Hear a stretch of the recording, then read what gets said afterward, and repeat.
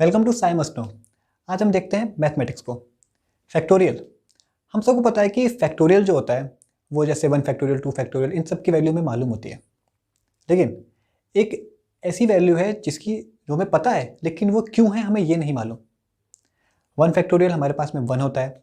2 factorial हम इसे लिखते कैसे, 2 इंटू 1 2 होता है। वैसे ही 3 फैक्टोरियल क्या होता है, 3 इंटू 2 इंटू 1 इक्वल टू 6। वैसे ही 4 फैक्टोरियल 4 इंटू 3 इंटू 2 इंटू 1 ये 24 हो जाता है। अब ऐसे करके हमारे पास जो 5 फैक्टोरियल होता है 5 इंटू 4 इंटू 3 इंटू 2 इंटू 1 ये हमारे पास में 120 हो जाता है। इन सब की वैल्यूज़ हमें मालूम है और कैसे निकल रही है ये भी हमें दिख रहा है। तो 0 फैक्टोरियल क्या होता है, हमें पता है कि 0 फैक्टोरियल 1 होता है, लेकिन उसकी वैल्यू 1 क्यों है। 1 फैक्टोरियल भी 1 है और 0 फैक्टोरियल भी 1 है, ऐसा क्यों हो रहा है उसको देखेंगे आज। अब ज़रा गौर करते हैं कि इनकी वैल्यूज़ कैसे निकल रही हैं। जैसे मैं अगर 4 फैक्टोरियल देखूं तो जो नीचे वाला 5 फैक्टोरियल है उसको अगर मैं 5 से डिवाइड कर दूं तो वो 4 फैक्टोरियल मेरे पास निकल जाता है। जैसे 4 फैक्टोरियल मेरे पास में हो गया 5 फैक्टोरियल डिवाइडेड बाय 5। 3 फैक्टोरियल मेरे पास में हो गया 4 फैक्टोरियल डिवाइडेड बाय 4। 2 फैक्टोरियल मेरे पास वैसे ही 3 फैक्टोरियल बाय 3 और 2 फैक्टोरियल आ गया मेरे पास में।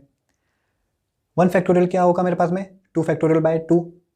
उसी तरीके से 0 फैक्टोरियल क्या हो जाएगा मेरे पास में इसी मेथड से, वो हो जाएगा मेरे पास में 1 फैक्टोरियल बाय 1 जिसकी वैल्यू आती है मेरे पास में 1।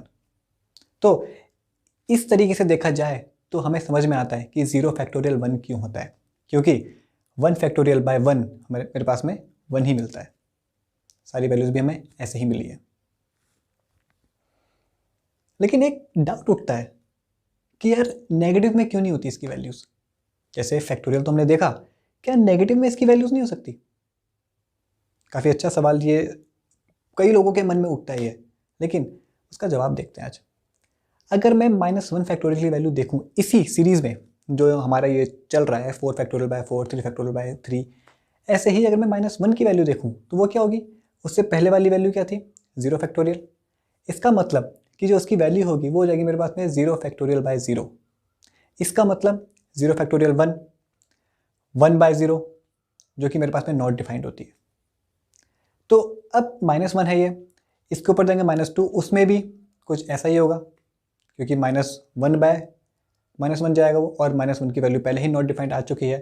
तो उसके ऊपर जितनी भी वैल्यूज़ हैं वो सब के सब मेरे पास में नॉट डिफाइंड होंगी। इसीलिए नेगेटिव में फैक्टोरियल्स नहीं होते, सिर्फ 0 तक होते हैं और 0 फैक्टोरियल की वैल्यू 1 होती है। तो आज की वीडियो में बस इतना ही। बाकी वीडियो देखने के लिए मेरे साथ में जुड़े रहिए। Thanks for watching.